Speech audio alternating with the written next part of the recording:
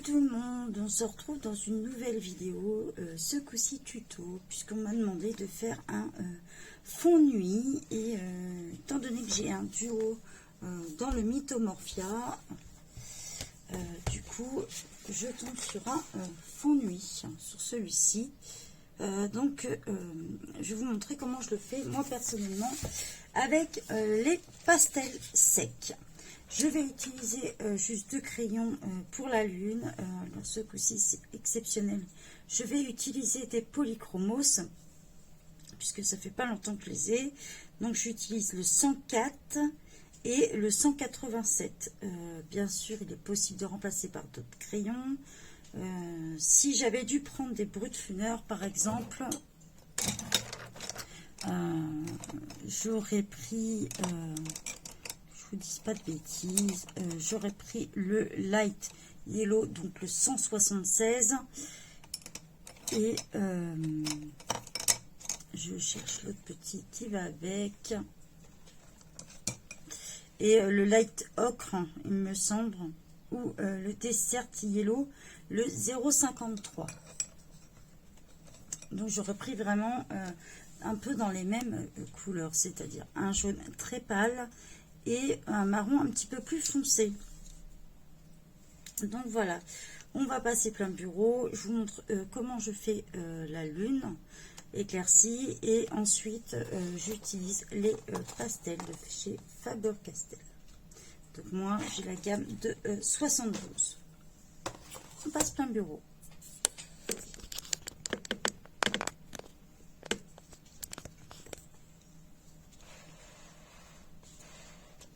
Donc je ne suis pas sûre que vous voyez tout. Je vais le mettre comme ça. Voilà.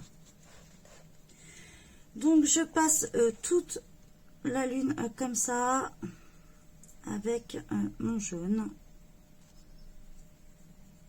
Je rappelle que je fais des tutos qui s'adressent aux débutants, et que ça soit le plus simple possible à comprendre.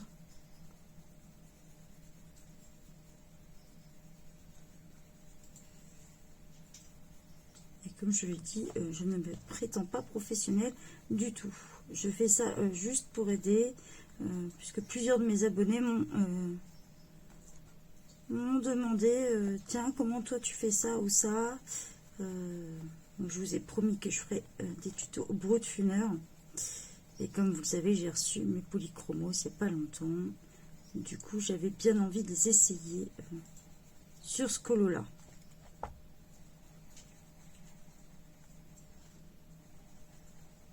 Donc j'ai pas la gamme complète des polychromos, hein. Il existe sûrement des beaucoup plus pâles que celui-ci, si vous avez utilisé. Hein.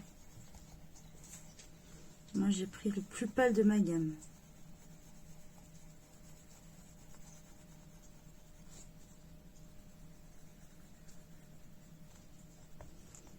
Voilà.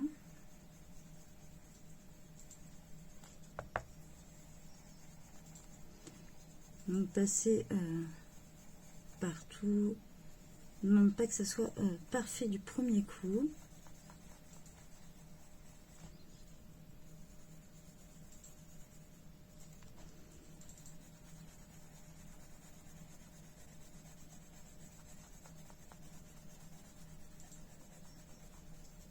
Voilà, je prends mon crayon le plus foncé. Alors je vais mettre voilà, je vais mettre mon gant, parce qu'avec les pastels, ça a tendance à tacher les mains. Donc, vous prenez le plus foncé. Quand vous avez des marquages comme ça, c'est plus facile. C'est-à-dire que vous passez dedans très légèrement. On n'appuie jamais sur son crayon. Voilà. Vous repassez dessus pour faire des petits effets. Si vous n'avez pas des petites marques dans votre lune, faites-le vous-même en faisant des petits points par-ci par-là, ou des petits traits, en mélangeant les deux tout simplement. C'est juste pour donner un effet de relief. Vous savez, sur la lune, si vous la regardez le soir, on a l'impression qu'il y a des... ça fait des cratères, hein. De toute façon, la lune n'est pas toute toute plane, hein, comme la Terre, elle a des volcans, elle a tout ça. Donc, pour la faire plus réaliste, il faut lui mettre un petit peu de relief.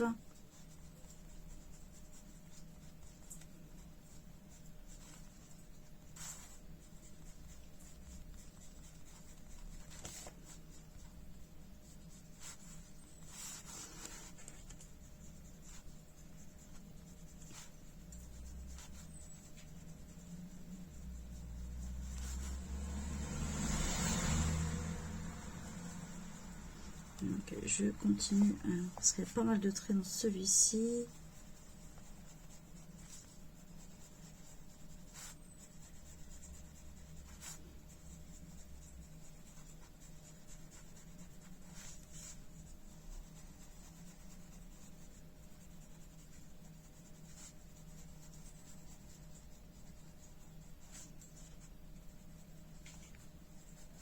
Donc voilà, je reprends mon jaune comme ça et je dépasse autour de la lune.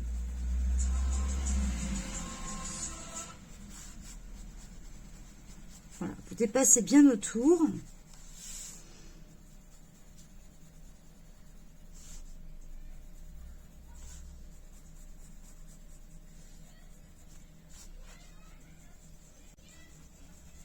Voilà, pour passer bien le tour, comme ceci.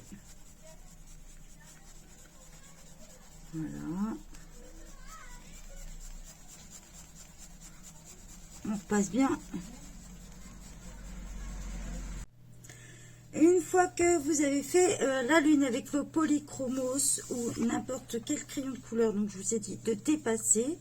J'avais commencé des petites touches, donc avec avec le bleu foncé comme ceci. Donc je vous montre, puisque j'ai encore des petites retouches. Donc je passe simplement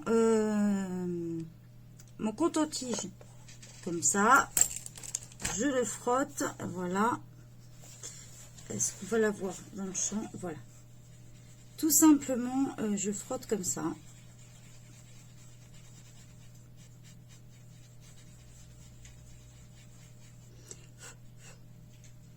Donc là, j'avais fait, moi, sur mon colo, les parties les plus foncées, en fait, que je souhaitais faire.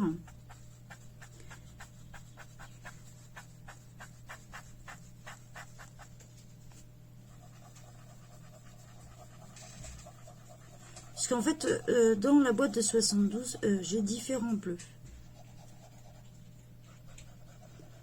Donc moi, j'ai fait le choix dans celui-ci de faire mes petits traits comme ça. Je choisis un autre bleu pour faire mes dégradés. Donc on va partir sur celui-ci.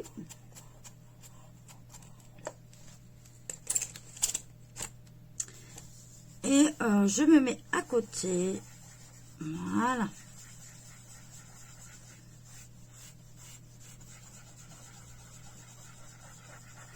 Alors, je pourrais choisir de le faire au blending tool vu la surface. Mais le fait de le faire au coton-tige, ça donne des petits effets puisque je laisse le blanc à l'intérieur. Vous allez voir quand je fais des petits ronds comme ça. Vous voyez, ça fait par moment des petites taches de blanc. Donc, je souhaite les laisser justement pour donner cet effet un peu nuageux. Donc, c'est voulu en fait. Je viens de préciser.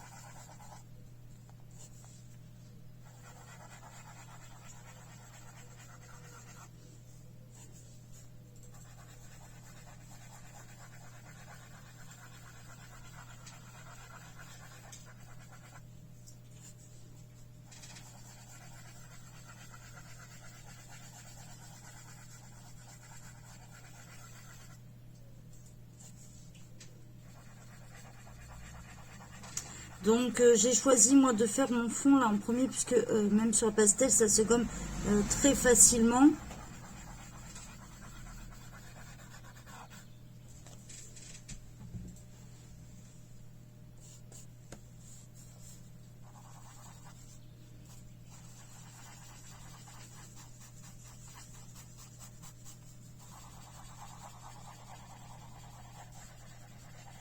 Et même si je passe sur la bestiole, c'est pas un problème, hein. Je prends ma gomme électrique et ça s'efface, hein.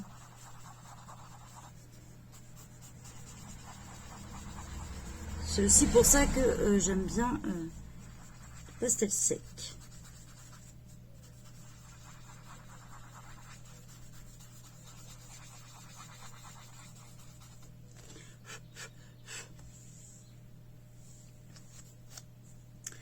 Donc, je vais vous montrer puisque à côté comment je choisis. Donc là c'est pareil, je prends un ton de au-dessus, donc un bleu outre-mer bien pétant mais qui va être foncé et que je mélange au milieu là.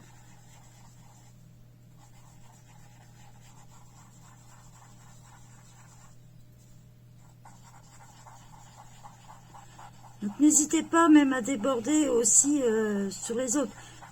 Puisque si vous n'avez pas de trait, là moi j'ai des traits dans mon colo, mais si vous n'avez pas de trait, justement c'est le fait de les mélanger ensemble qui va vous donner cet effet nuit, hein. C'est sûr que si vous avez des traits, c'est encore plus simple, ou des nuages. Voilà.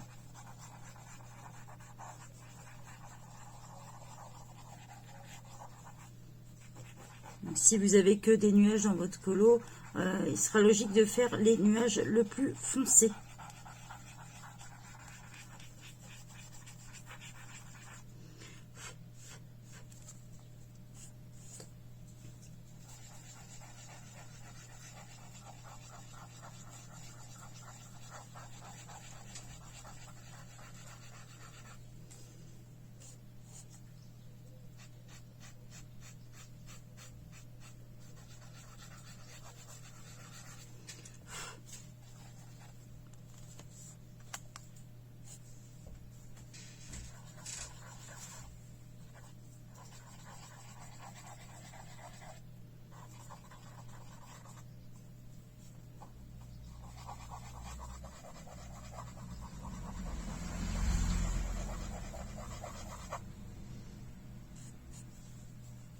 Donc toujours avec des mouvements de petits ronds pour laisser ces petits blancs dedans.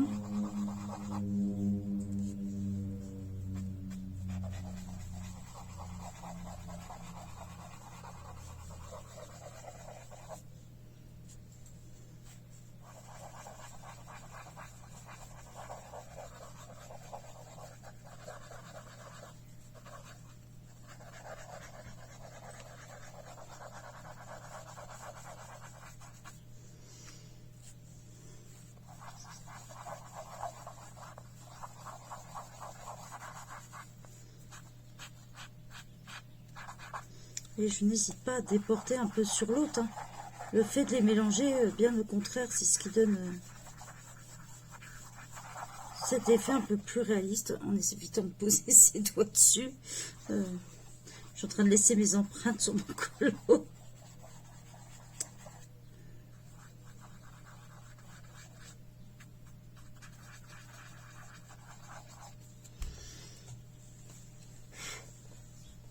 Donc voilà un petit peu ce que ça donne. Je vais continuer hors caméra. Comme je vous l'ai dit, jouer avec un dégradé de 3 couleurs. Donc on reprend le bleu outre-mer, celui-ci qui est beaucoup plus foncé, et un moyen. Voilà. Certains turquoises peuvent convenir à la place de celui-ci. Si vous n'avez pas 3 dégradés de bleu, vous pouvez utiliser aussi du gris pour foncer votre bleu. Voilà, donc je finis hors caméra, on se retrouve un peu plus tard.